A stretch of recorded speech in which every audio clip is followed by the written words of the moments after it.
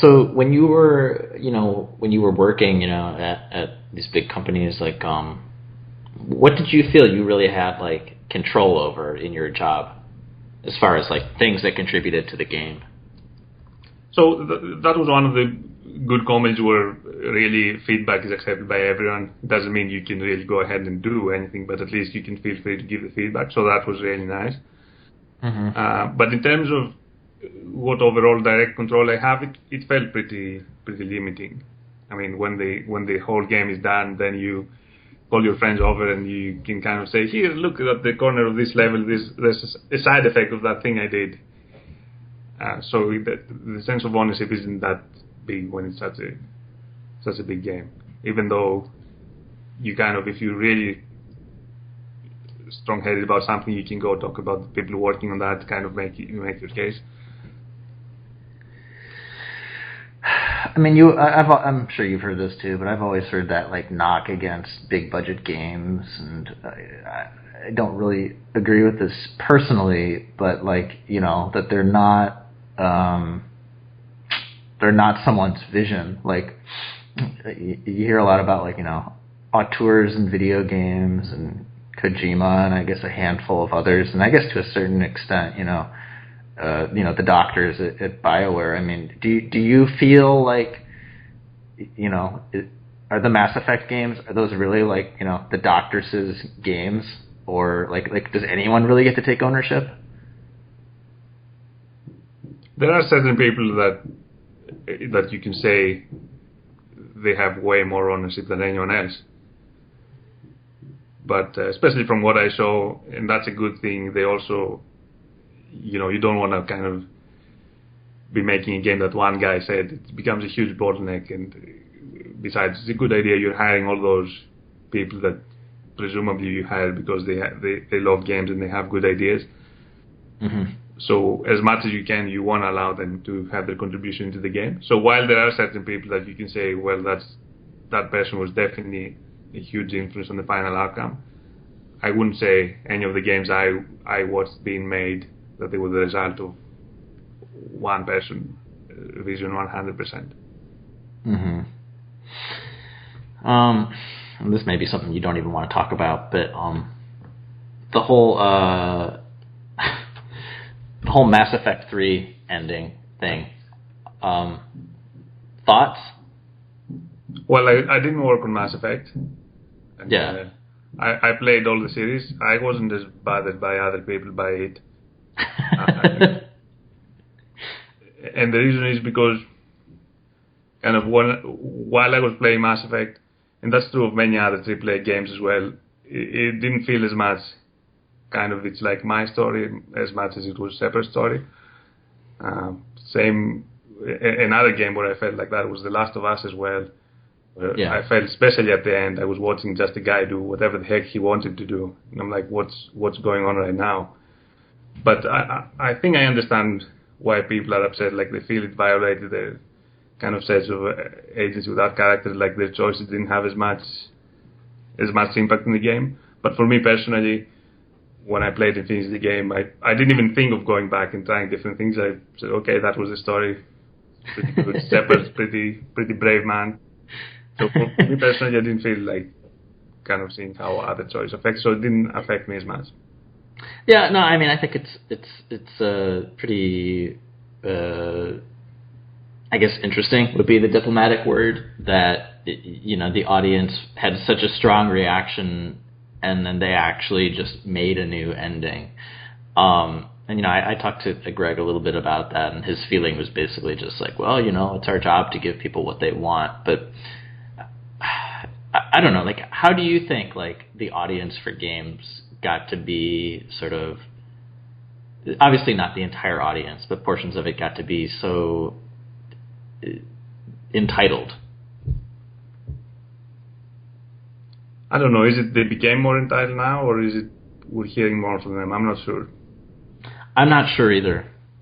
I mean, I also think too, like, people who work at bigger companies as well, like, it's this overlap of, like, the technology came about and became more mainstream, whereas before, like, you really couldn't hear that much. It would have had to have been letters, and then it goes through a publisher, and then they cherry pick.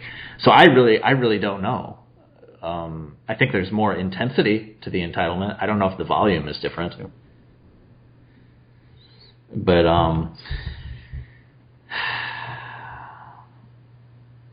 well, let me ask you this then.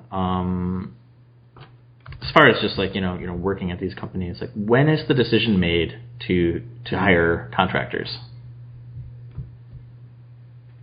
Contractors, like yeah. Well, usually when a certain need arises, and it can be at different stages of the project. Do you mean contractor specific type? Well, I mean, I don't even really know the sorts of stuff that does get contracted out. Could it literally be anything? Usually, yeah. You have the team. You have certain skill set within the team. If you contract someone, you have certain technical need, or maybe you have more writing needs that your internal team can provide. Now, having technical background myself, I mostly saw contracting work around technical stuff. So I'm not really sure about the other disciplines. But usually contracting happens when you have a certain need that's not being met by the guys you have inside the team. Mm-hmm. And do they come into the office and work with you, or how does that work? It depends. Sometimes they come into the office, sometimes they work remotely. Yeah. Well, I don't know. So talking a little bit about the audience for games, like, and I talked a little bit about this before we started, like, I mean, do you think that, like, the audience not understanding, the way games made, does that affect some of their perceptions or assumptions or their behavior at all? Like, is there damage done by the fact that they don't know that much? I'm sure it's affecting it. I'm sure once you start making something, your understanding of that something completely changes how you perceive everything. How it's affecting it, that's probably a harder question. Yeah. I definitely kind of think that knowing how something works, having built something from scratch yourself, kind of makes you more aware of problems that can arise, and eventually more sympathetic to when those problems do arise. If you've gone through the process yourself, it's probably kind of a natural human thing. If you went through a process yourself, you've seen some of the problems that come up, you're probably more sympathetic to when those problems happen to other people. Whereas if you haven't gone through that process, maybe, I don't know, you're more likely to become angry, maybe be in denial why do these problems need to exist in the first place. Yeah. So it's probably a natural human thing, kind of going through a process someone else has gone and sympathizing. Yeah. I mean, what sort of things do you see from gamers or people who play games, things that, like, maybe unrealistic expectations or things that they complain about from bigger games? Well, definitely depends on how long a game takes to make or how much money it costs to make. There's also Kickstarter, which kind of distorts those numbers completely now. But I've definitely seen lots of feedback for many games where people say, well, this shouldn't be taking that much time for you guys to do, or it shouldn't be costing that much. Like, what are they underestimating? What types of things do you see? Or is it just a broad, like, there's no way it takes this long? Well, games are they're kind of unique in terms of other mediums to make, and they're more dynamic, they're more unpredictable when you started. There's lots of before I got into games, what really surprised me, what I was not expecting, is how many iterations you do over the whole thing. So you may have something that kind of technically works the first time, but it's kind of really crap to play, it just doesn't work, and you have to redo large parts of it. That, I think many people from the outside, it may be natural for them to think, okay, you have in your mind 100% what the game looks like, and then you start building that, and it goes from 0% to 100%, and then you're done. But that's completely not how it works. How do the people who market video games not understand how they're made? Interesting.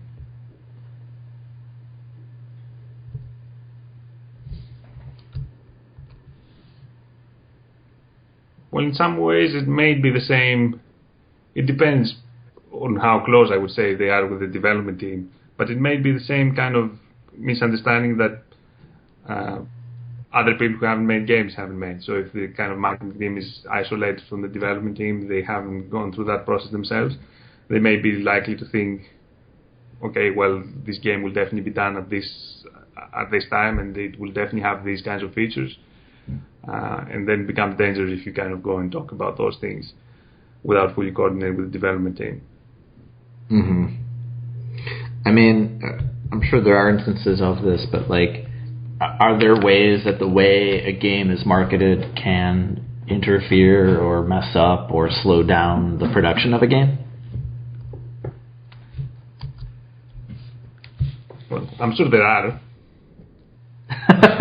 Me too. I just have no examples, and I'm not asking you to name any. But like, have you heard any anecdotes about types of things?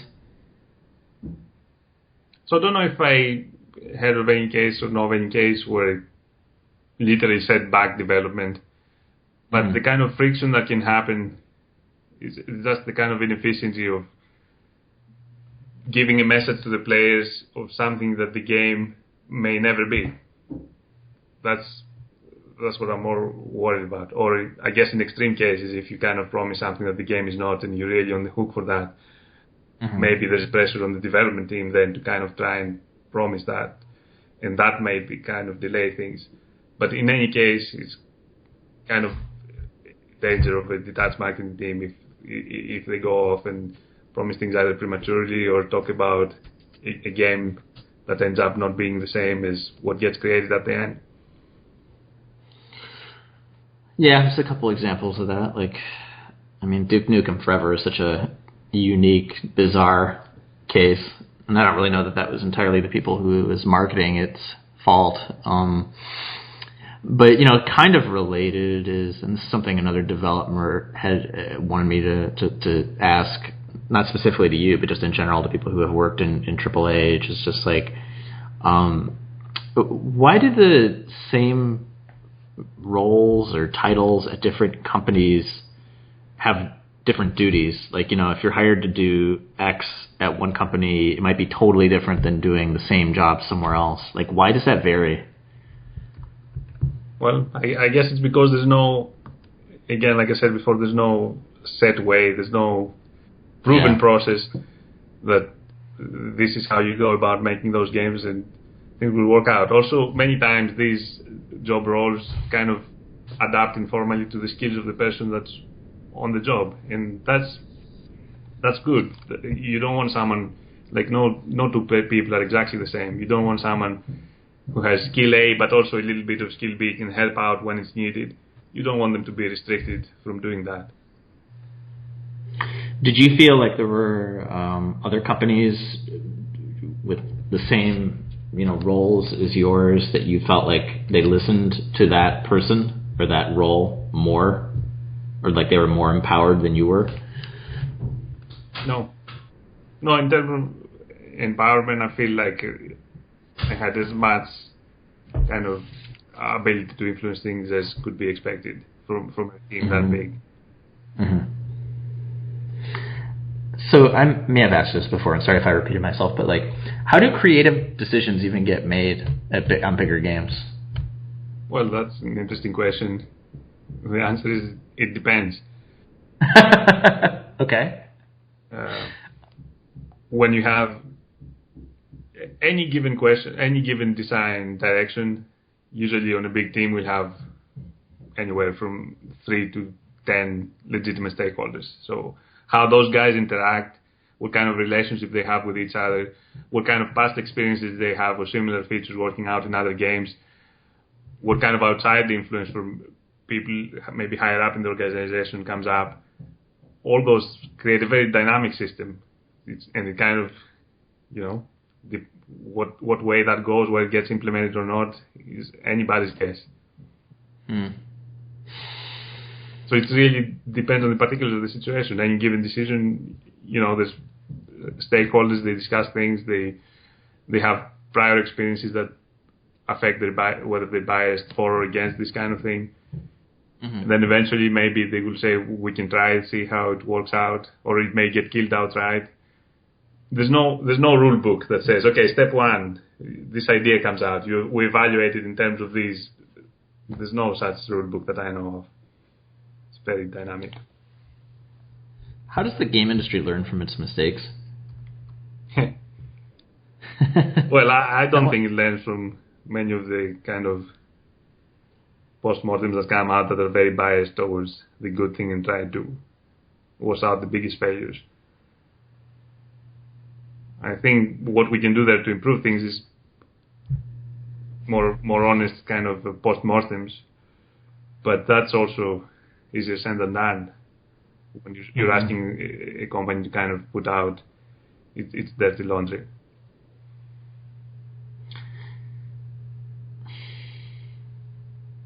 Yeah, I don't know. I mean, you also were saying, like, as far as, like, you know, the problems in the industry or the things they could try to fix, like, you were saying, like, you don't even really think anyone outside of video games would care at this point. Sorry? Oh, well, nothing. I mean, you know, we had talked in our emails a little bit about, like, you know, getting people outside of games to care about the problems in games. And you were saying, like, you don't even think anyone would care, or I don't know if you were saying shouldn't care. No, that was going towards whether they would care about what I have to say about that. Oh, I see. That was something I did want to ask about, is just, like, you know, I mean, do you feel like the game industry is sort of like, is it sort of in its own little space? Like, is it connected to other things? Do you feel like people outside of games care about games? Or I guess, like, I was trying to figure out what you meant by that. So I'm glad you said that. You mean people who don't play games at all? Or people who don't make games? I mean, I think, like, you know, isn't the audience for games, isn't it supposed to be, like, pretty much everyone right now? Like, yeah. So I think just, like, anyone, you know, like, who doesn't necessarily work in the industry, like, it's possible for them to care, but I guess I was just curious, you know, like, are you saying, like, is there not really much reason also for people outside of games, working in games, to care about any of this stuff or the problems in the industry? It's possible for them, and many of them care, but I think it's unrealistic to expect that everyone should or would care. Like, many people just have a small passive relationship, and that's perfectly fine with games. I don't think it's kind of realistic, or why would they care about that kind of thing. But at the same time, a few of the more passionate people that, you know, especially the ones who kind of interact with developers as well, I think those kind of people would be a big percentage of them would be interested to know how they get made. And I think that would be a good thing as well, because if those people interact with the developers, I think that will increase the quality of that interaction as well. Well, I mean, what do you think the games media could be doing to help improve the industry?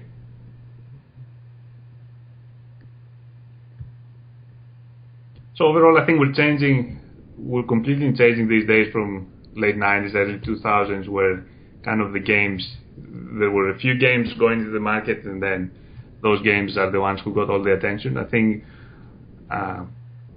what I would see the games media do is kind of diversify and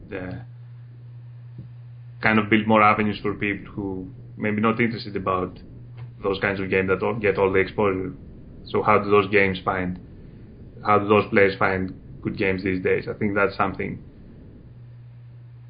that we need more of in this age, as kind of it's the nature of the games going to the market is changing.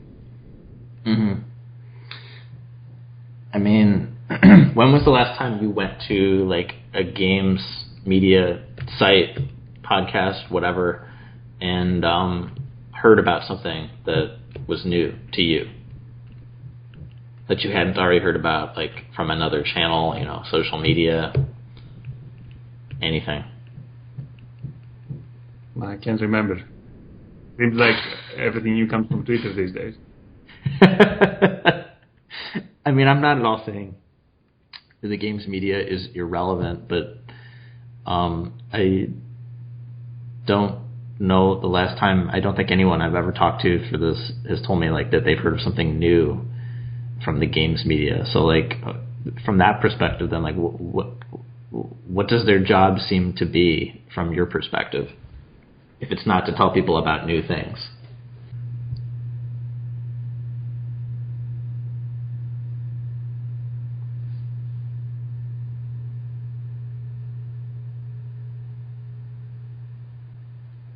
Yeah, I'm not sure. Oh, that's okay. Well, I have just one more question for you. But was there anything from your list we didn't get into that you wanted to explore? No. Okay. Well, so I'll just ask you this then. Sort of like I'm curious, like what keeps you coming back? Like, why make another game after you've made one? Well, the desire to play something that I don't feel is out there. Yeah. For me. I mean, what do you feel there's a real lack of right now? For me personally, I want to see games that explore more interpersonal relationships. I